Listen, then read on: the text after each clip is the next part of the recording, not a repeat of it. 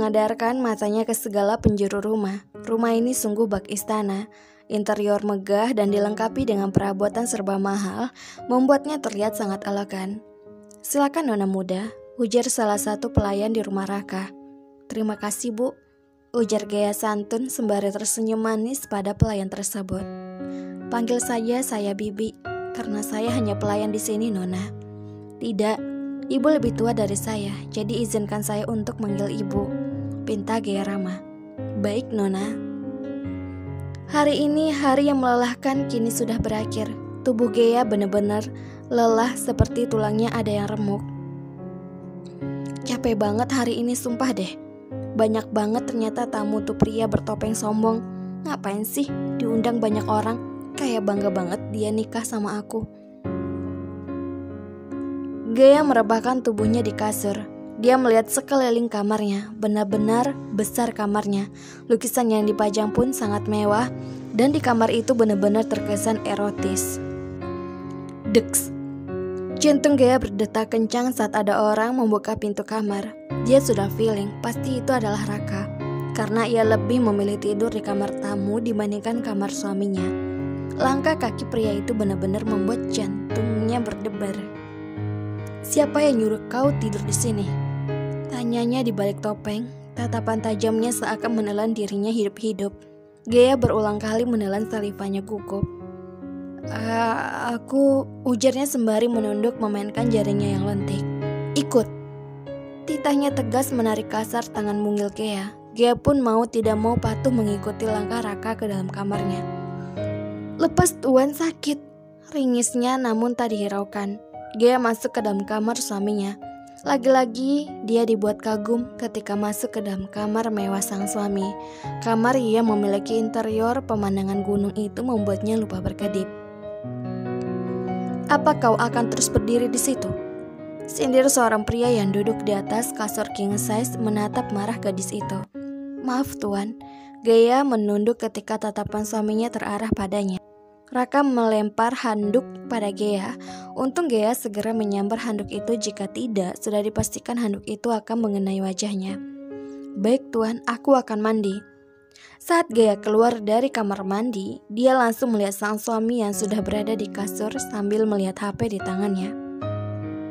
Kenapa dia tetap memakai topengnya? Padahal ia akan tidur. Ada apa di balik topeng tersebut? Batin Gea penasaran. Dia hanya diam berdiri di depan pintu kamar mandi, tidak tahu harus bagaimana. Apakah dia harus tidur di samping sang suami atau di sofa? Gea pun memilih untuk menuju ke sofa daripada nanti dia ke kasur dan langsung mendapatkan amukan dari sang suami. Raka yang dari tadi sebenarnya mengawasi sang istri pun hanya diam, ingin melihat di mana sang istri akan memilih untuk tidur. Dia pikir sang istri akan langsung ke kasur, namun dugaannya salah. Ternyata sang istri memilih ke sofa dan langsung merebahkan tubuhnya. "Bagus, kau tahu di mana tempat yang pantas buat kau. Jangan harap kau tidur di sini," ujar Raka datar, sedangkan si empu hanya diam, tak menjawab sepatah kata pun. "Cih, siapa juga yang mau tidur seranjang sama kau?" ujar Gea menutup seluruh tubuhnya dengan selimut.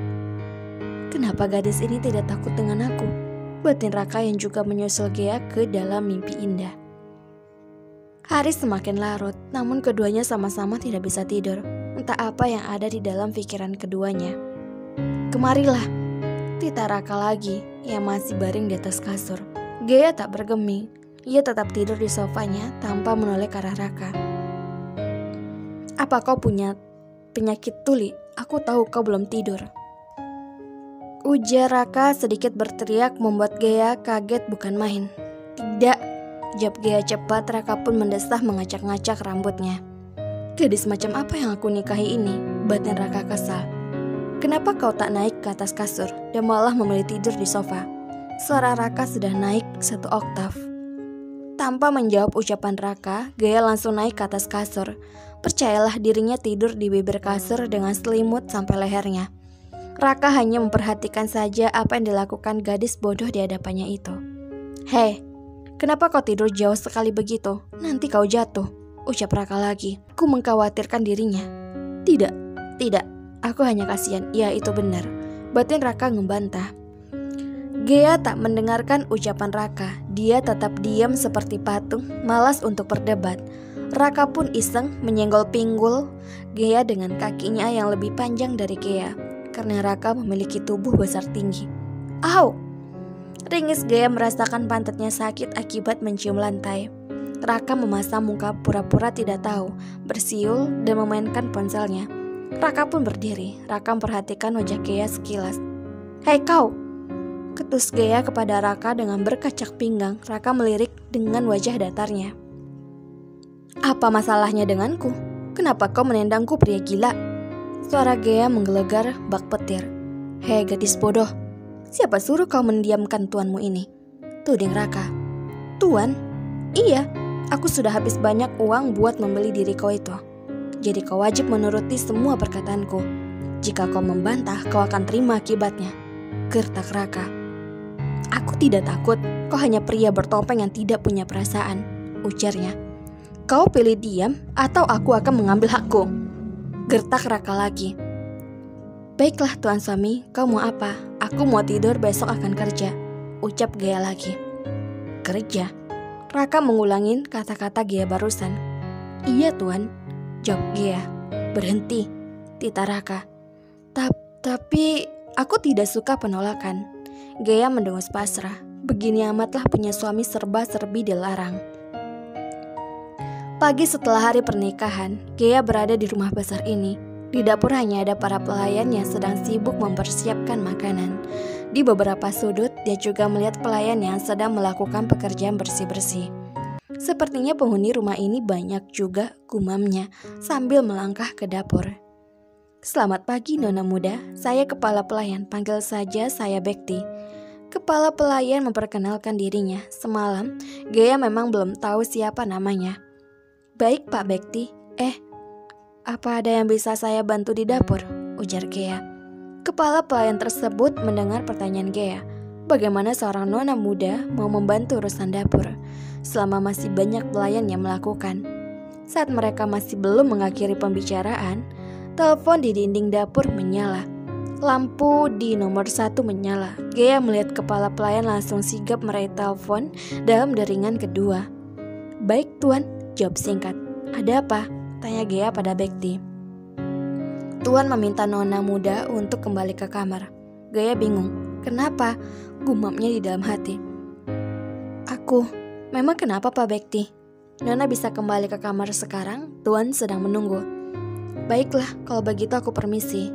Gea menundukkan kepalanya lalu beranjak pergi, melewati tangga sambil terus berpikir apa yang diinginkan suaminya. Sedangkan para pelayan itu tengah menggunjingkan Gea. Entah apa yang mereka katakan, yang jelas Gea harus segera bertemu dengan suaminya itu. Halo novelers semuanya, jangan kemana-mana ya, tetap di channel Mimin, channel Vivitoloka. Jangan lupa subscribe, like, dan komen. Maaf Mimin nggak bisa upload lagi kisah Claudia dan Aksa karena ada beberapa masalah yang terjadi. Tapi begitu nanti tamat cerita ini, Mimin akan upload lagi kisah Claudia dan Raka, tapi dalam versi yang berbeda ya. Tapi ditunggu terus, jangan kemana-mana, tetap di channel Vivitoloka. Jangan lupa subscribe, like, dan komen.